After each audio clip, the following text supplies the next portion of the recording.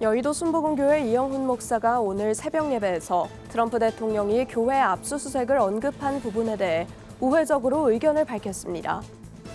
성평등가족부 반대대책위원회가 관련 부처 개편과 여성가족부 장관 후보자 지명 철회를 촉구하는 기자회견을 열었습니다. 중국의 한 로봇 업체가 출산 로봇을 출시하겠다고 발표하자 이는 창조 질서를 훼손한 것이란 비판이 거세지고 있습니다. 윤리적 법적 논쟁으로도 확산하는 분위기입니다.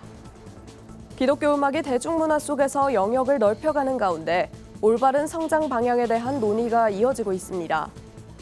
두날개 교수회에서 제5회 신학 포럼을 개최했습니다.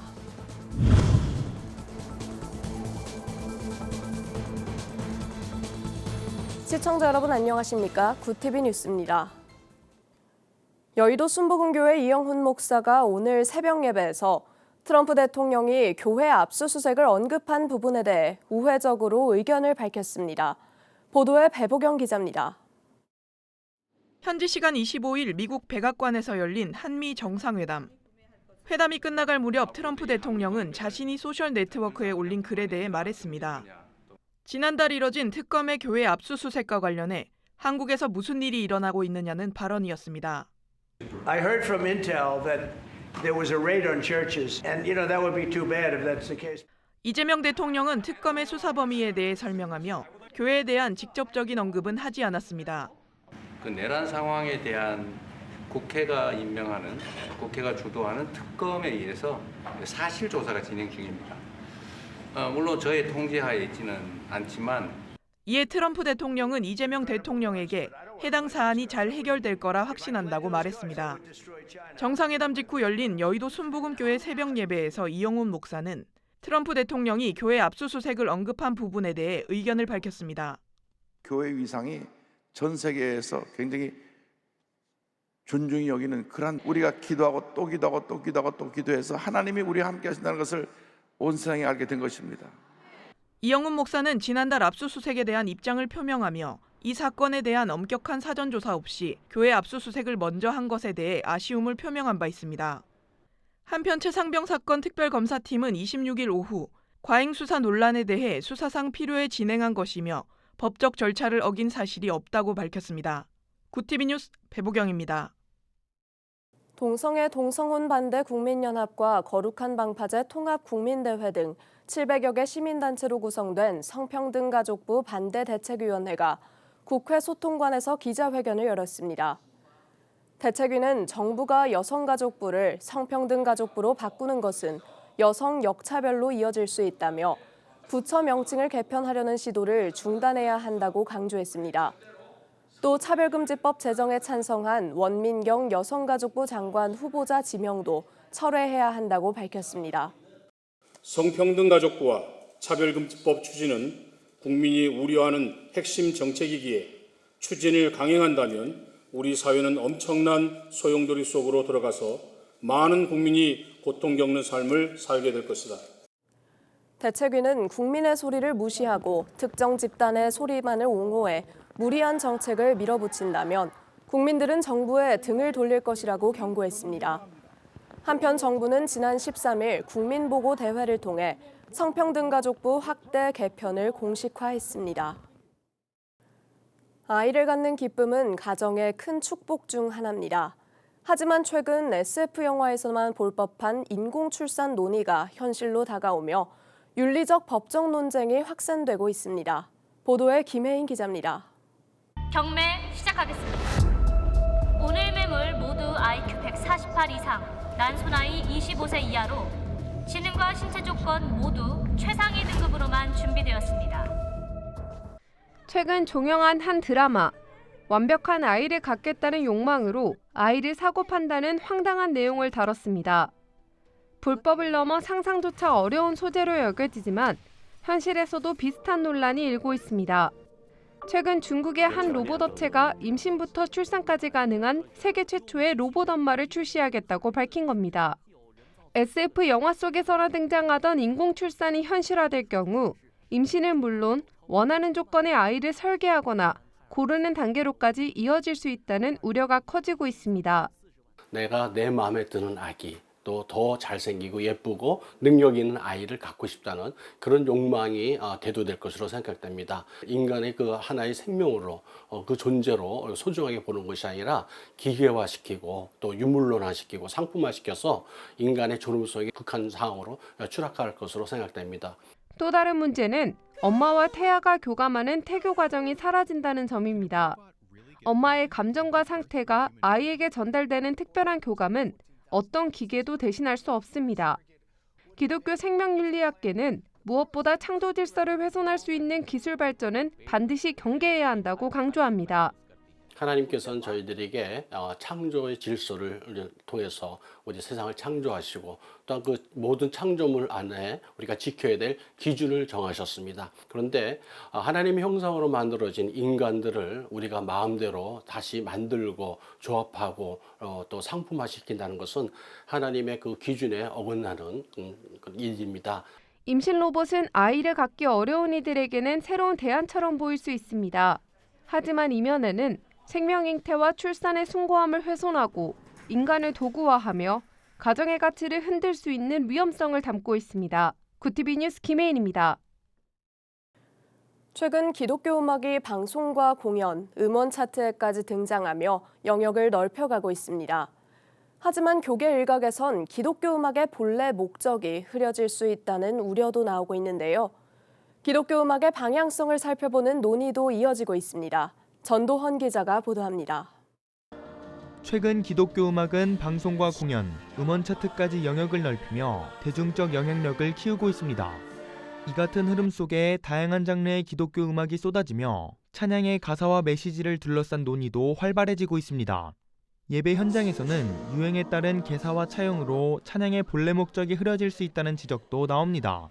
그 가사 안에 뭔가 하나님의 거룩하심이나 하나님의 그 성품, 하나님의 주대심에 대한 어떤 고백이 있지 않고 뭔가 나의 힘듦, 나의 어떤 위로, 내 중심적인 그런 고백들이 들어가 있을 때 그게 예배에서는 적합하지 않다는 생각이 들었었습니다. 기독교 음악의 성장을 위해 전문적인 훈련과 연구, 체계적인 홍보와 유통 같은 산업적 기반이 필요하다는 시각과 함께 지나친 상업화에 대한 경계도 제기됩니다. 산업적 발전은 음악의 질을 높이는 토대가 되지만 상업화에 치중될 경우 예배의 본질을 흐릴 수 있다는 지적입니다. CCM을 기독교인들과 기독교인들이 아닌 분들이 더불어 함께 할 수 있는 음악이라고 했을 때 CCM 음악의 산업과 상업을 구분해야 된다. 산업은 이렇게 발전시켜야 되지만 상업적으로는 조심해야 된다. 전문가들은 예배에 사용되는 찬양과 대중을 향한 음악은 목적과 방향이 다르다고 설명합니다. 하나님을 향하는 수직적 찬양과 세상을 향한 수평적 찬양이 모두 필요하다는 분석입니다. 그 두 가지가 서로 다른 방향을 가지고 있죠. 그러니까 제작이나 창작 자체가 두 가지를 다른 목표로 접근해야 되고, 그리고 기독교계는 그 두 가지를 전부 다 응원하고 두 가지를 전부 다 우리가 함께 지원하는. 기독교 음악이 다양한 장르와 새로운 시도로 영역을 넓혀가는 가운데 찬양의 본질을 지키며 올바른 성장을 모색하는 논의가 계속되고 있습니다. 구티비 뉴스 전도헌입니다. 두날개 교수회에서 제5회 신학 포럼을 개최했습니다. 칼빈대학교에서 진행된 이번 포럼에서 두날개 선교회 대표인 부산 비전교회 김성곤 목사는 하나님이 디자인한 건강한 교회를 통해 하나님의 나라를 확장하는 사역에 힘쓰자고 강조했습니다. 개혁된 교회는 항상 개혁되어야 한다는 종교개혁의 정신처럼 두날개 사역 역시 언제나 하나님 말씀 앞에서 겸손히 자신을 성찰하여 더욱 성경적이고 더욱 건강한 교회로 나아갈 것입니다. 이어 아신대학교 허주 교수는 논찬을 통해 두날개 복음 선교 운동은 말씀과 성령 안에서 건강한 교회를 세우는 개혁 신학적 도구임을 확신한다고 덧붙였습니다.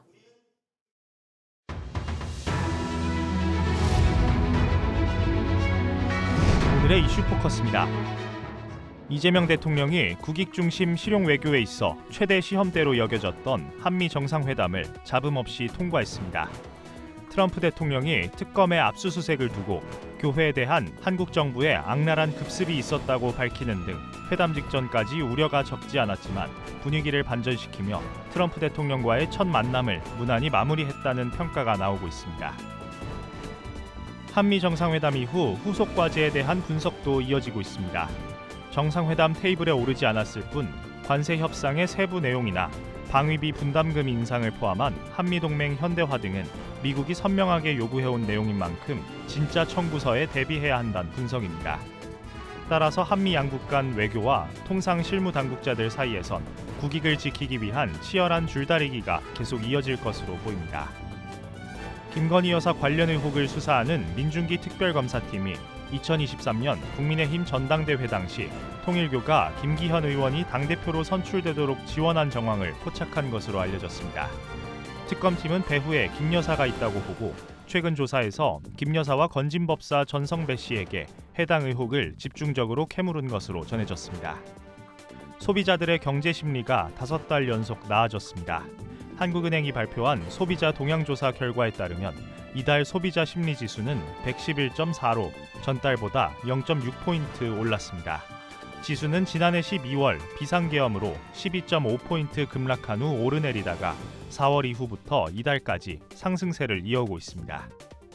결혼이나 육아, 반려동물 등 각종 박람회 현장에서 충분한 설명 없이 보험에 가입하도록 유도하는 불완전 판매 사례가 늘고 있어 금융감독원이 소비자들의 주의를 당부했습니다. 금감원은 박람회 현장에서 방문객들에게 상품을 주거나 상담을 해주겠다며 유인한 후 보험 상품에 가입하도록 유도하는 경우가 끊이지 않는다며 충동적으로 가입하지 말고 약관과 상품 설명서 등을 충분히 확인하길 당부했습니다. 지난해 의대 증원 정책에 반발해 사직서를 낸 전공의들이 정부의 사직서 수리 금지 명령이 위법하다며 제기한 소송에 첫 변론 기일이 열렸습니다.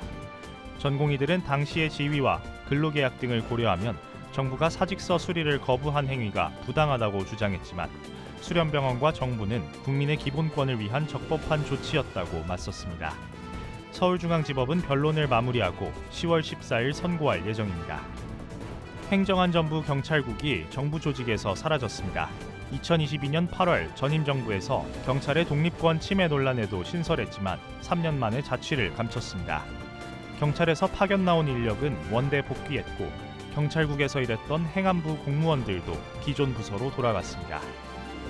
현지 시간 25일 방탄소년단의 멤버 뷔가 메이저리그 LA 다저스 홈 경기에서 시구했습니다. 뷔는 다저스와 신시내티 레즈 간 경기가 열린 다저 스타디움에서 7번 등번호를 단 다저스 유니폼 상의를 입고 마운드에 올랐습니다. 한편 미국 메이저리그 사커 LAFC로 최근 이적한 축구선수 손흥민도 오는 28일 다저스 홈 경기에서 시구할 예정입니다. 구TV 뉴스 권현석입니다.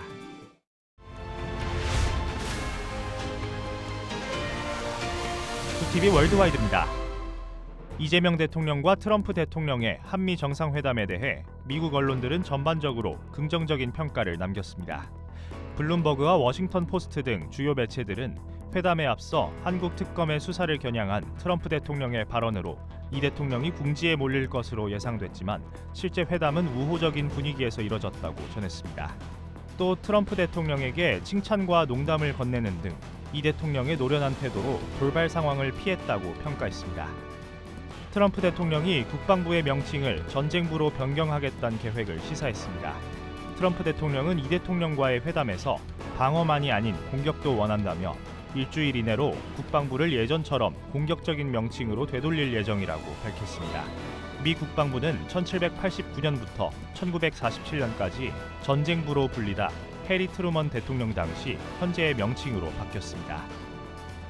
러시아와 우크라이나의 정상회담 성사 가능성을 낙관하던 트럼프 대통령이 두 정상이 만날지 모르겠다며 기대감을 낮췄습니다. 앞서 트럼프 대통령은 지난 15일 양자회담이 2주 안에 열릴 수 있다고 전망했지만 이날 회담에선 두 정상이 먼저 차이를 해소해야 한다며 미온적인 반응을 보였습니다.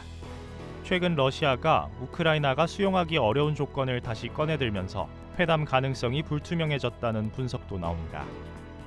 이스라엘이 현지 시간 25일 가자지구의 병원 건물을 공습해 수십 명이 숨지거나 다쳤습니다.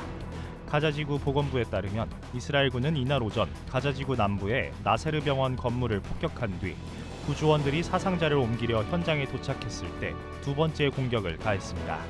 이로 인해 언론인과 구조대원 등 20명이 사망했고 수십 명이 부상을 당했습니다. 이시바 시게루 일본 총리가 한일 정상회담 직후 고이즈미 주니치로 전 총리를 만나 대미 외교조언을 들으며 트럼프 대통령과의 회담을 준비하고 있습니다.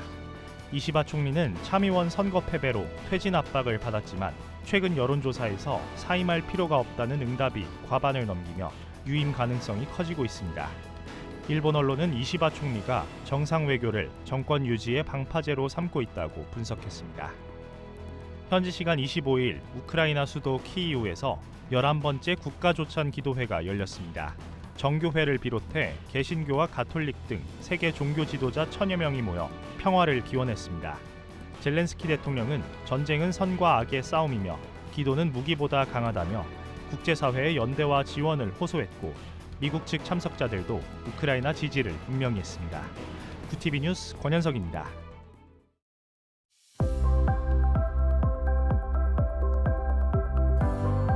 내일은 전국이 무더운 날씨를 보이겠습니다. 서울의 한낮 기온이 32도까지 오르는 등 오늘보다 소폭 상승하겠는데요.